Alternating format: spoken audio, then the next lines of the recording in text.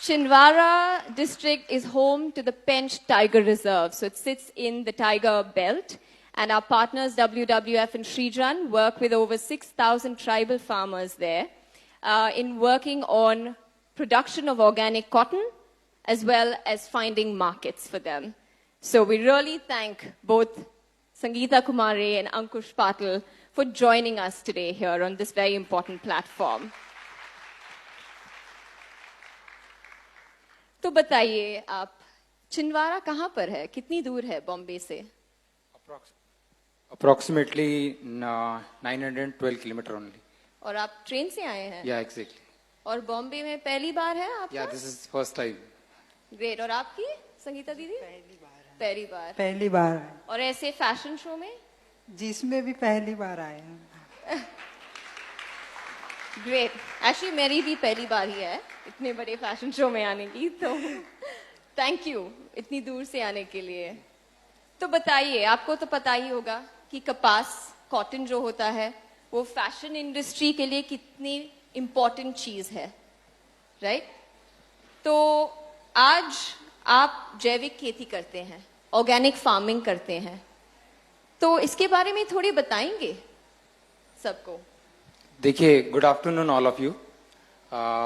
देखिए, कॉटन तो सभी यूज करते हैं, आज सभी कॉटन के कपड़े पहनना चाहते हैं, बट उनको ये नहीं मालूम कि कॉटन उगाने के लिए बहुत सारे रसायनों का यूज किया, रासायनिक जो फर्टिलाइजर्स का यूज किया जाता है, जो हानिकारक होता है सभी के लिए, खुद के लिए और वहाँ जमीन के लिए और इन्वायरमेंट के लिए, राइट?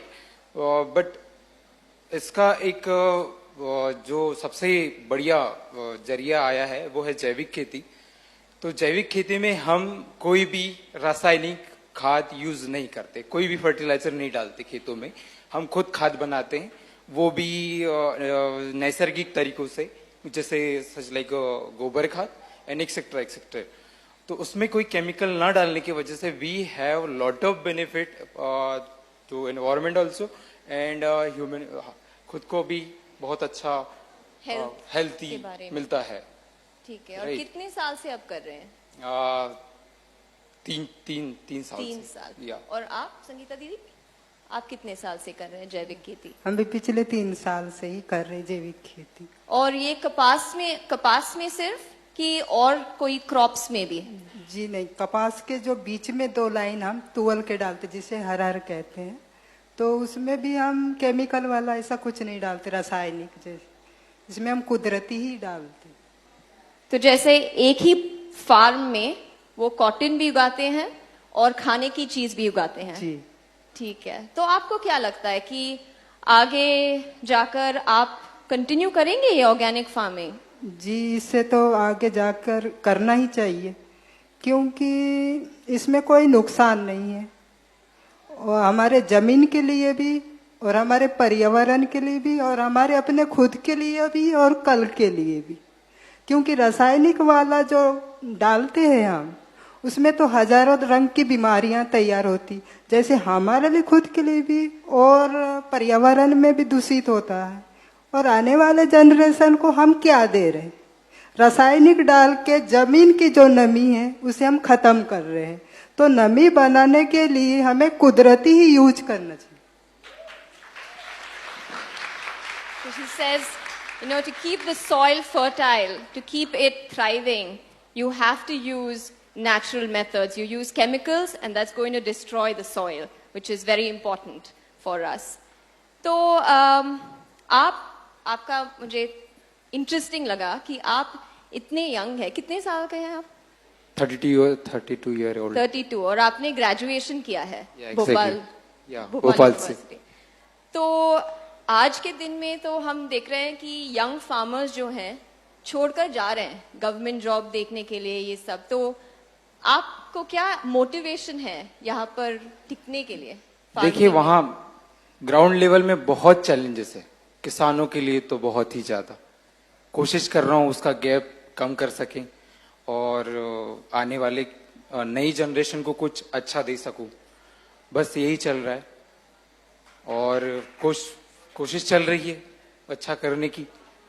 और जब एक लेवल पे पहुंच जाएंगे तो फिर आप उसके वापस बाद जॉब में जाएंगे। But right now I am very happy. Okay okay. और आप बताइए, आपका मोटिवेशन क्या है जैविक खेती करने में? जी, मेरा तो जैविक को आगे बढ़ाने का है। जहाँ तक हम देख रहे हैं, जैविक को कोई समझ नहीं पाता कि जैविक क्या है। मतलब गांव के जो किसानी करते हैं वो खुद भी नहीं कर पा रहे हैं। लेकिन देखा जाए तो हम आगे के लिए यही जरूरी है हमारे लिए, तो जैविक करना ही चाहिए। क्योंकि हम खाते भी है, पहनते भी है, तो रासायनिक वाला क्यों खाए और क्यों पहने। ठीक कहा आपने।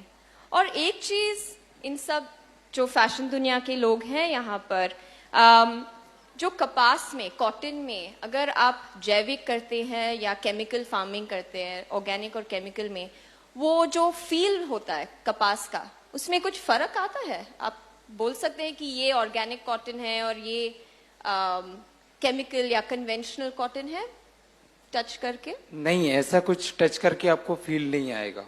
You can't imagine the difference between रासायनिक कॉटन और ऑर्गेनिक कॉटन।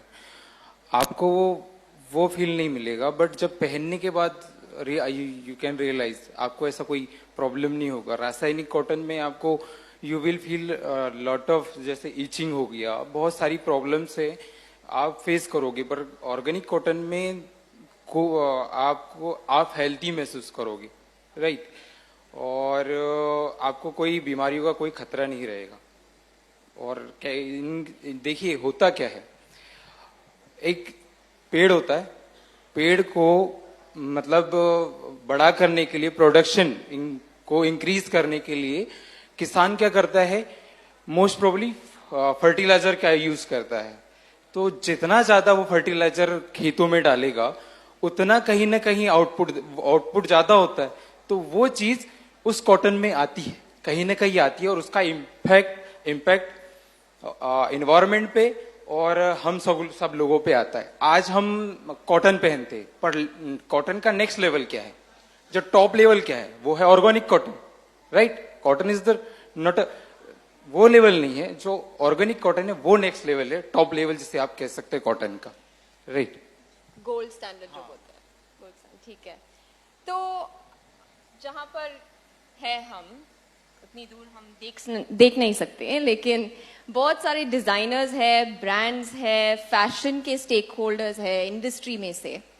तो आपका कुछ उनसे आशा है, आपका कुछ मैसेज है यहाँ पर देने के लिए? इन सब लोगों को कुछ मैसेज बताना चाहते हैं अब दोनों भी? देखिए, मैसेज तो बहुत है, पर समय का कान बहुत कम है, तो मैं शॉर्ट में अपना बात कहना चाहूंगा। जैविक खेती एक ऐसा प्लेटफॉर्म है जिसे पूरी दुनिया चाहती है कि जैविक होना चाहिए, जैविक खाना चाहिए, जैविक पहनना चाहिए और जैविक रहना चाहिए। क्योंकि रासायनिक खेती अगर करोगे, रासायनिक पहनोगे, तो कहीं ना कहीं आपकी नई जनरेशन को आप कुछ दे नहीं पाओगे। तो आप अगर अपनी जनरेशन को कुछ देना चाहते हैं तो थोड़ा बहुत सपोर्ट आपको जैविक खेती के लिए करना होगा। क्योंकि रासायनिक खेती हम करते हैं तब हमें इनपुट कॉस्ट ज्यादा आता है, राइट? इनपुट कॉस्ट, जो लागत मूल्य, वो ज्यादा आता है। उससे एक बेनिफिट ये मिलता है कि हमको प्रोडक्शन ज्यादा होता है। बट जैविक खेती में ऐसा नहीं है। जैविक खेती में इनपुट बहुत कम है, बट प्रोडक्शन भी बहुत कम है। प्रोडक्शन बहुत कम है और इसी वजह से हमें बेनिफिट नहीं मिल पाता।